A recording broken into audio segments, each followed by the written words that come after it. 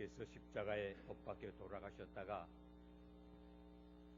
죽음의 권세를 이기시고 다시 사신 이 승리의 날 이 아침, 축복의 이 아침, 우리 하나님의 은총이 사랑하는 여러분과 여러분 가정 위에 충만하시기를 바랍니다. 사실 이 날이 없었다고 할 것이면 우리 기독교는 이 땅 위에 존재할 수조차도 없었을 것입니다. 말하자면 기독교는 한마디로 부활의 종교입니다. 이 날은 이 세상의 모든 어두움을 헤치고 예수 그리스도에게만 있는 부활의 권능이 나타난 날입니다. 그래서 이 우주에 하나님이 살아계셔서 이 우주와 인간의 역사를 다스리고 계신 사실을 보여주신 날입니다. 더구나 예수님께서 다시 살아나심으로 예수는 과연 살아계신 하나님의 아들이신 것을 우리에게 확증해 주신 날입니다. 사도신경 세 번째 말씀, 장사한 지 사흘 만에 죽은 자 가운데서 다시 살아나사 하늘에 오르사 하나님 우편에 앉아 계신다는 이 말씀도 오늘 우리와 함께 생각할 때 하나님께서 축복해 주시기를 바랍니다. 오늘 아침 읽은 이 고린도전서 11장을 우리는 부활의 장이라고 말합니다. 고난주간에 있었던 일을 여러분 기억하시지요?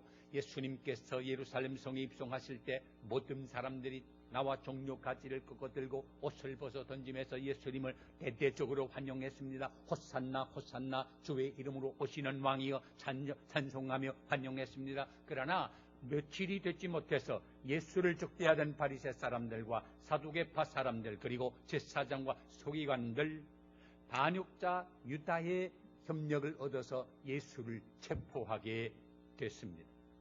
그들은 한편으로는 본디오 빌라도에게 압력을 가했습니다. 다른 한편으로는 민중의 마음을 조작해서 선동해서 데모를 일으키게 했습니다. 예수님을 호산나 호산나 환영하던 바로 그 사람들이 예수를 십자가에 못 박으시오, 예수를 십자가에 못 박으시오 소리 지르게 한 것입니다. 이것이 바로 세상입니다. 이렇게 해서 결국 빌라도로 하여금 본인은 아니지만 예수님을 십자가에 못 박도록 내어주게 한 것입니다. 그래서 예수님은 그 연약하신 몸으로 십자가를 지시고 골고다 언덕을 향해 가게 되실 때 원수들은 얼마나 기뻐했는지 모릅니다. 넘어지고 쓰러질 때마다 마음속으로 고소하게 생각을 했습니다. 그보다도 가혹한 형벌이 있었다고 할 것이면 그것을 당하게 하고 싶었을 것입니다. 이제야 우리가 생각한 목적을 다 이루었다라고 하며 가슴을 펴게 된 것입니다. 그리고 예수님을 십자가에 못 박게 될 때는 너무 기뻐서 어찌할 바를 몰랐고 못 박히시는 예수님을 볼 때 저들은 목소리를 돋우어 조롱했습니다. 내가 만일 하나님의 아들이거든 그 십자가에서 내려와봐.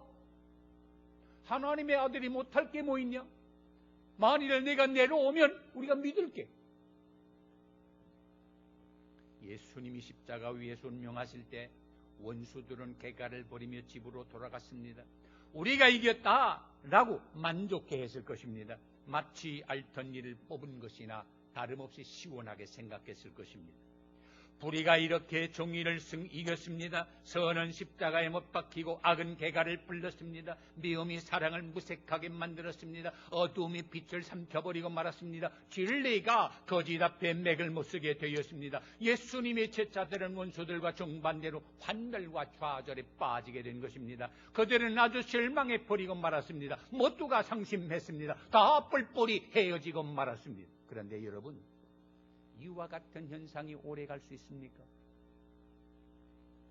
어두움이 빛을 삼킨 채로 있을 수가 있습니까? 불의가 진리를 누른 채로 있을 수가 있습니까? 사랑이 미움을 내보낸 채로 있을 수가 있습니까? 이제 살아계신 하나님이, 공의의 하나님이 다스리는 이 세상이 어두움의 세력이 오래 지배할 수 있습니까? 아닙니다. 절대로 그럴 수가 없습니다. 예수 그리스도는 어두움을 헤치고 죽음을 이기시고 다시 사셨습니다. 그래서 다시 사신 예수님께서는 이처럼 상심하고 실망하고 낙심하고 슬픔 가운데 흘러 눈물 흘리는 제자들, 한편으로는 두려워하고 있는 제자들에게 나타나서 예수 다시 사신 사실을 보여주었습니다. 사도 바울은 이렇게 고린도에 있는 교인들을 향하여 예수 다시 사셨다는 사실을 말씀했습니다. 내가 받은 것을 먼저 너희에게 전하였노니 이는 성경대로 그리스도께서 우리 죄를 위하여 죽으시고 장사 지낸 바 되었다가 성경대로 사흘 만에 다시 살아나사 게바에게 보이시고 후에 12 제자에게와 그 후에 500여 형제에게 일시에 보이셨나니 그 중에 태반이나 살아있고 어떤 이는 잠들었으며 그 중에 야고보에게 보이셨으며 그 후에 모든 사람에게와 맨 나중에 만삭되지 못하여 난 자 같은 나에게도 보이셨는데, 예수님은 다시 사셔서 모든 사람에게 보이셨습니다. 이것은 예수님이 다시 사신 사실을 확인하게 하기 위하였습니다. 모든 사람으로 하여금 확신을 갖게 하기 위해서였습니다. 그런데 예수님의 제자들 가운데 도마 같은 사람은 예수님이 나타났을 때 그 자리에 없었기 때문에 다른 사람들이 예수님이 다시 사셨다고 감격해서 말할 때 저들이 다 사기치는 것처럼 들렸습니다. 그럴 수 있습니다. 죽은 사람이 어떻게 살아납니까? 과거에 그런 적이 없었습니다. 그런데 예수님이 다시 사셨다고 하니까 내가 실제로 만나보고 내가 스스로 그 옆구리에 손을 넣어보고 손자국을 손에 못자국 난 걸 만져보기 전에는 난 그걸 믿을 수가 없다. 다른 제자들은 말합니다. 야, 우리가 봤다고, 우리가 만났다고, 그러면 그럴수록 더 의심스러웠습니다. 이놈들이 어떻게 나를 이렇게 사기치려고 나한테 속이려고 이렇게 없는 일을 있는 것처럼 정말 생생하게 이렇게 말하고.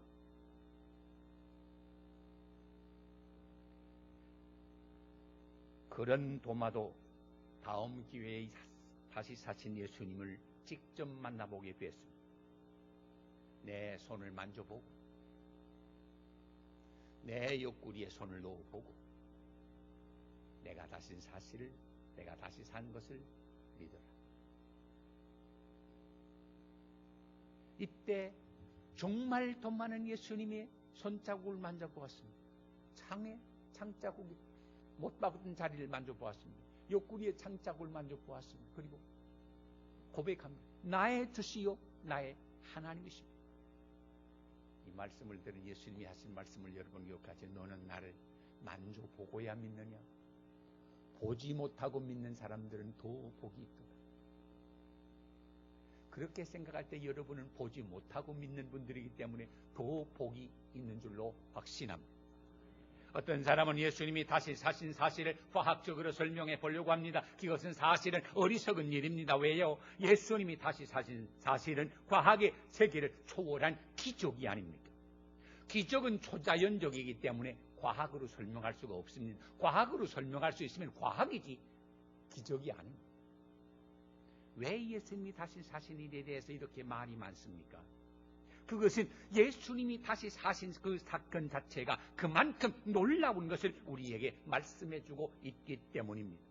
주님께서 일찍이다 이런 말씀을 하신 적이 있었습니다. 이 성전을 헐라 내가 사흘 동안에 다시 일으키리라. 여기 말씀하신 성전은 물론 예수님 자신의 몸을 가리킨 것이었습니다. 그를 십자가에 못 박아 죽이게 되면 3일 만에 다시 살겠다는 뜻의 말씀이었습니다. 그리고 이런 말씀도 하셨습니다. 요나의 표적밖에는 볼 것이 없다. 요나는 선지자로서 깊은 바다 물속에 뱃속에 들어갔다가 다시 나온 사람인데 이것도 예수님이 죽었다가 다시 산 것을 의미한 말씀이었습니다. 주님은 나는 생명을 버릴 수도 있고 나는 취할 수도 있다고 말씀하셨습니다. 가이사랴 빌립보에서 사랑하는 제자들에게 너희는 나를 누구라 하느냐라고 물으셨습니다. 베드로는 선뜻 대답했습니다. 저는 그리스도시여 살아계신 하나님의 아들이십니다라고 고백합니다. 베드로가 이와 같은 위대한 신앙 고백을 한 후에 주님께서 자신이 어떻게 장차 예루살렘에 올라가게 되고 제사장들에게 고난을 받게 될 것을 말씀하시면서 내가 죽을 것이지만 사흘 만에 다시 살아나겠다 말씀해 주셨습니다.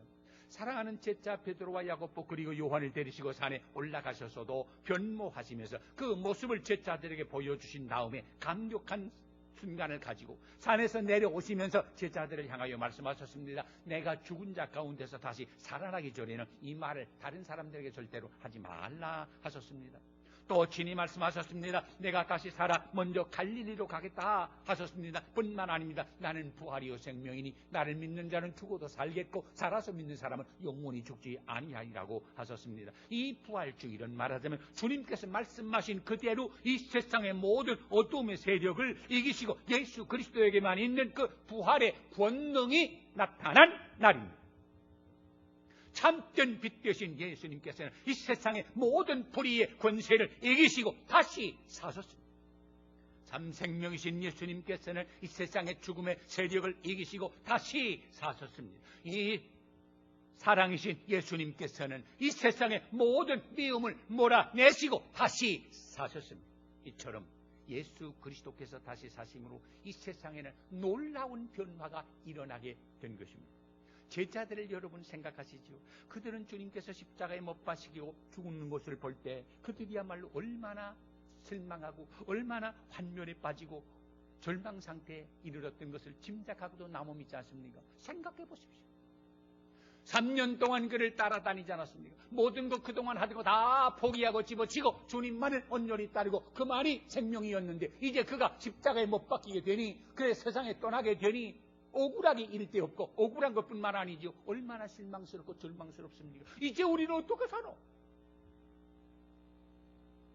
그래서 베드로 같은 사람은 너무 낙심돼서 내가 하던 건 고기잡이밖에 없는데 갈릴리 바다로 가서 고기나 다시 잡아야지 해서 자기가 가고 또 그를 따르는 사람들이 많이 따라가지 않았습니까?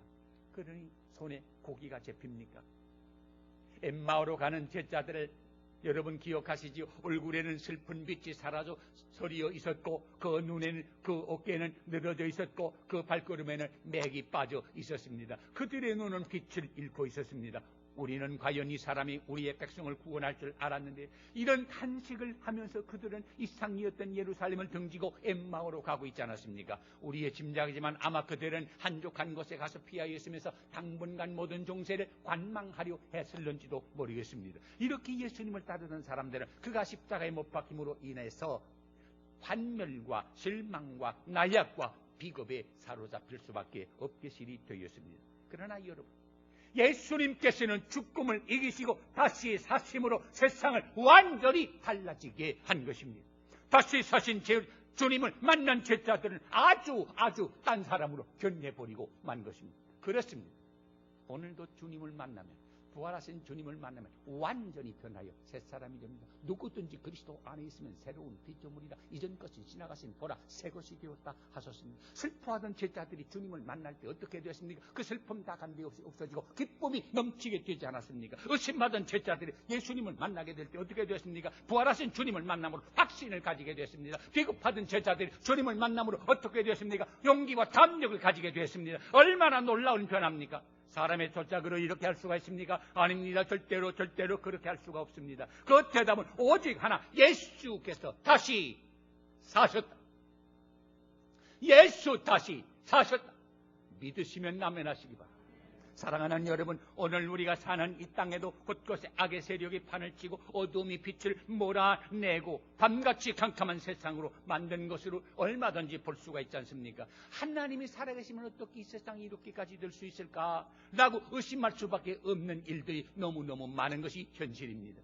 의의 편에 서서 진리를 따라 살려고 하는 사람들이 자신을 잃어버리고 불의의 사람들에게 눈치만 보며 사는 세상이 돼버리고 말았습니다. 정말 가슴 아픈 일입니다. 예수님이 십자가에 못 박혀 죽으신 다음에 제자들의 모습과도 너무너무 비슷합니다. 사람들이 맥이 없어졌습니다. 희망을 잃어가고 있습니다. 자연히 의욕도 없어졌습니다. 대개 사람들이 자기 몸이나 자기 다치지 아니하려고 이리 피하고 저리 숨어 버리려고 합니다. 모든 것을 체념해 버리려고 많은 사람들이 얼마나 많습니다. 여러분 신문에 보셨겠지만 얼마 전에 우리 한국 사람들을 위시해서 세계 모든 사람들 의식구조를 조사를 했는데 그 중에 37나라가 조사했는데 우리 한국 사람의 의식구조 중에 희망이 없고 맥이 없고 소망이 없고 기대가 없다 하는데 든 부류가 얼마나 많은지 36개가 됐습니다. 나는 이걸 보고 의심했습니다. 어떻게 그럴 수가 있나?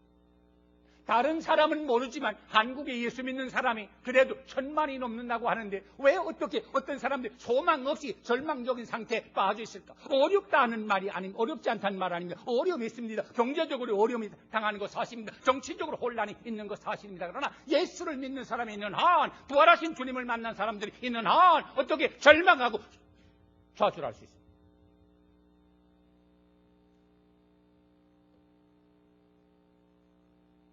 미국에 이민 오려고 하는 사람들, 조기 유학을 하려는 사람들, 박람회를 한다고 했더니 15,000명이 모였어요. 한국에서는 못 살겠다라고 생각해서 그런 것 아닙니다. 여러분 여기 오셨으니까 그렇게 희망이 넘칩니까? 미국 와봐도 못 살겠다. 왜 그렇습니까? 예수를 믿는다고 하면서 왜 그렇습니까? 교회는 날이지만 부활하신 주님을 아직 만나 뵙지 못해서 그렇다고 나는 생각합니다. 부활하신 주님을 만나보세요. 부활하신 주님을 만난 사람에게 절망적인 상황은 있지만 절망이란 없습니다. 어둠을 뚫고 일어날 수 있는 힘이 부활의 주님을 믿는 사람, 만난 사람에게 있습니다. 의식 주면 해결되면 아무 상관없다고 이래도 좋고 저래도 괜찮다는 생활 철학으로 사는 사람들에게는 문제될 것이 별로 없지만 그래도 의를 위해서 살아보겠다고 진리를 따라 걸어가 보겠다고 자유가 무엇인지 알고 의식 있는 사람들이 정말 숨이 막힐 정도인 것은 사실입니다. 언제나 그러나 이런 상태로 있을 수만은 없습니다. 여러분, 우리가 분명히 믿는 것은 이런 현상이 절대로 오래 갈 수가 없습니다. 정의가 불의에게 눌림을 당하고 양심의 소리가 권력에게 무시를 당하고 진리가 거짓에게 희롱을 받으며 자유가 독재에게 설 자리를 잃어버린 이 세상, 이 어두운 밤이 언제까지 계속될까요? 사랑하는 여러분, 예수 다시 사셨습니다. 이 어둠의 권세를 몰아냈습니다. 불의의 세력을 몰아냈습니다. 미움의 힘을 몰아냈습니다. 거짓의 세계를 몰아냈습니다. 악의 무리를 몰아냈습니다. 그래서 예수님이 다시 사신 후에 세상을 완전히 달라졌습니다. 오늘 말씀이 그러나 이제 그리스도께서 죽은 자 가운데서 다시 살아 잠자는 자들의 첫 열매가 되었도다 했습니다. 예수님의 죽음의 세력을 이기시고 다시 사심으로 이 세상을 변화시킬 뿐만 아니라 주 안에 있는 사람들 예수님처럼 다시 살 것을 보장하여 주신 것입니다. 이제 자세한 것은 제가 사도신경 마지막 부분에 가서 다시 설명을 하겠습니다. 내가 살았으니 너희도 살리라. 예수님은 부활의 첫 열매입니다. 우리는 그 다음 열매입니다.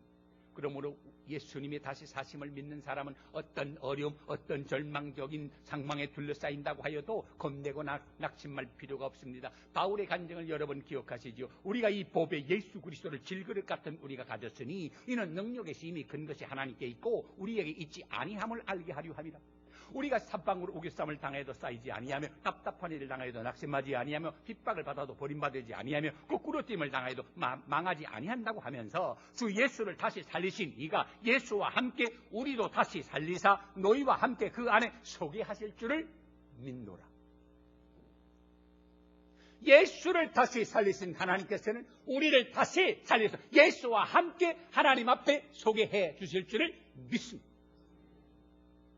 그러므로 예수를 다시 살리신 것을 믿는 사람은 언제나 어떤 형편이나 처지에 처한다고 할지라도 담대합니다. 어떻게 기처럼 비겁하고 나약하던 예수님의 제자들이 담대하게 주님의 복음을 더구나 예수님이 죽었다가 다시 사신 사실을 증거할 수 있었습니다. 베드로 같은 제자들은 협박을 하는 공회 앞에서 하나님 앞에서 너희 말 듣는 것이 하나님의 말씀을 듣는 것보다 옳은가? 그런가? 너희가 판단해 보라고. 우리는 보고 들은 것을 말하지 않을 수가 없다고 담대히 증거할 수가 있었습니다. 그에게 어디서 이와 같은 담력이 생겼습니까? 예수 다시 사신 사실 만나 보았기 때문이 아닙니까? 들은 게 아닙니다. 예수님이 다시 살았대 들은 게 아닙니다. 내가 내 눈으로 직접 보았습니다. 본 사람이 증인입니다. 들은 사람은 증인이 아닙니다. 내가 다시 사신 주님 안에 있으면 나도 주님처럼 다시 산다는 확신이 있기 때문에 보이는 세상 사람, 세상의 권력이 무섭지 않았던 것입니다. 스데반 집사를 여러분 기억하지요? 그는 돌에 맞아 죽으면서도 예수님처럼 돌로 자기는 치는 무리를 향하여 기도할 수 있는 마음의 여유가 생겼어요. 왜요? 그는 부활하신 주님을 바라보았기 때문에. 다시 사신 주님께서 보좌 우편에 서신 것을 보았기 때문입니다. 그러므로 돌에 맞아 죽으면서도 그 얼굴은 천사의 얼굴처럼 됐어요. 욥기 19장에 있는 욥의 간증을 보세요. 그는 말할 수 없는 고통 속에서 지내게 되었습니다. 그가 포악을 당하고 부르짖으나 응답이 없고 하나님께 간구해도 응답이 없었습니다. 얼마나 어려움을 많이 당했습니까? 하나님이 그의 길을 막아 지나지 못하게 하고 첩경을 흑암으로 두어 앞이 캄캄하게 느껴졌습니다. 하나님이 그의 소망을 모두 나무 버리듯이 뽑아버리시고 그를 향해서 진노하시고 원수를 대하신 것처럼 느낄 정도가 되었습니다. 그러니 육신으로도 고통이요 마음으로도 아픔이 얼마나 컸는지 모릅니다. 형제들도 그를 멀리합니다. 아는 사람들도 그를 모른 척하고 지나가 버립니다. 친척도 그를 바라보고 친구는 그를 잃어버리고 말았습니다. 종을 불러도 대답을 하지 않습니다. 그의 아내가 그의 숨결을 싫어합니다. 어린아이들도 그를 업신여기고 조롱을 합니다. 피골이 상접한 욥이 친구에게 나를 불쌍히 여겨다오, 나를 불쌍히 여겨다오 아무리 소리 질러도 아무런 소용이 없습니다. 이때 욥은 세상을 보던 눈에서 돌이켜 하늘을 바라보았습니다. 세상에는 소망이 없습니다. 아무리 불러도 누구도 대답이 없고 인정도 하지 않으니까 하늘을 쳐다볼 수밖에 없었습니다. 그때 그는 하늘의 구속자가 살아계심을 보았습니다. 내가 알기는 나의 구속자가 살아계시니 후일에 그가 땅 위에 서실 것이라고 외쳤습니다. 주님을 이 눈으로 배울 때 확신이 생기고 이와 같은 확신이 있는 사람은 어떤 어려움도 이겨낼 수 있는 용기와 담력 그리고 인내심을 가질 수가 있습니다. 바울은 고린도후서 1장 8절 이하에 이런 말씀을 했습니다. 형제들아, 우리가 아시아에서 당한 환난을 너희가 알지 못하기를 원치 아니하노니 심에 지나도록 심한 고생을 받아 살 소망까지 끊어지고 우리 마음에 사형선고를 받은 줄 알았으니 이는 우리로 자기를 의뢰하지 말고 오직 죽은 자를 다시 살리시는 하나님만 의뢰하게 하려 함이라. 그가 이와 같이 큰 산망에서 우리를 건지셨고 또 건지시리라. 또한 이후에라도 건지시기를 그를 의지하여 바랍니다. 여러분, 우리 힘으로 감당할 수 없는 어려움에 처하게 한 원인이 뭡니까? 세상 바라보고 세상 의지하지 말고 하나님을 의지하라고, 하나님을 바라보라고 믿습니까? 디모데후서 1장 12절에 이를 인하여 또 내가 이 고난을 받되 부끄러워하리야 하지 아니함은 나의 의뢰한 자를 내가 알고 또한 나의 의탁한 것을 그날까지 저가 능히 지키실 줄을 확신합니다. 문제는 예수님이 다시 사신 것과 내가 어떤 상관이 있느냐 하는 것입니다. 내가 예수님이 다시 사셨다는 사실을 분명히 믿습니까? 다시 사신 예수님을 내 마음속에 구주로 영접하십니까? 예수님이 다시 사셔서 부활의 첫 열매가 되셨는데 주 안에 사는 내가 다음 열매로 부활할 것을 믿습니까? 나와 상관없는 예수님의 부활은 나에게는 아무런 의미가 없습니다. 그러면 예수님이 다시 사심을 믿는 사람들이 할 일이 뭡니까? 우리도 담대하게 예수님의 제자들처럼 우리의 말과 우리의 생활로 예수 다시 사셨다 하는 사실을 증거해야 합니다. 우리는 다시 사신 예수님의 증인들입니다. 예배당 안에서만 예수 다시 사셨다고 찬송하는 것으로 부족합니다. 이 어두운 세상에 나가서 세상 사람들에게 절망과 공포와 좌절에 사로잡혀 있는 사람들에게 내 교리를 향하여 예수 그리스도께서 다시 사셨다는 사실을 내 삶을 통해서 보여주어야 합니다. 남들은 죽는다고, 남들은 낙심하고, 남들은 절망하고, 남들은 좌절하고, 남들은 포기하지만 꿋꿋이 살아가는 모습 보여주어야 합니다. 이것 없으면 우리도 그렇고 그렇습니다.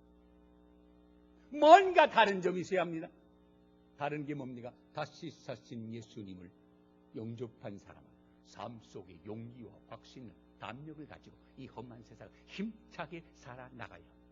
다 미워하는 세상이지만 우리는 사랑할 수 있는 마음의 여유가 있어야. 그러므로 아무리 어두운 환경 가운데 처했다고 해도 우리는 절대로 낙심해서는 안 됩니다. 두려워하거나 겁내서도 안 됩니다. 부활의 아침이 다가옵니다. 언제나 어둡지만은 않습니다. 이 뜻깊은 부활주일 아침, 우리 주님의 부활의 능력이 사랑하는 여러분과 여러분 가족 그리고 온 민족, 온 세계 위에 함께하기를 축원합니다. 기도하십시다. 하나님 아버지, 어둠의 권세, 죽음의 권세, 미움의 권세, 불의의 권세, 사망의 권세를 이기시고 다시 사신 주님의 부활을 축하하는 이 뜻깊은 날, 우리도 하나의 절기로만 지킬 것이 아니라 우리 하나하나의 마음속에 죽음의 권세를 이기시고 불의의 권세를 이기시고 미움의 권세를 이기시고 다시 사신 예수 그리스도를 영접할 수 있게 도와주시고 예수 다시 사심을 말과 생활로 증거할 수 있게 하여 주시옵소서. 그래서 우리는 다 부활의 증인이 되게 하여 주시옵소서. 예수님의 이름으로 기도하옵나이다. 아멘.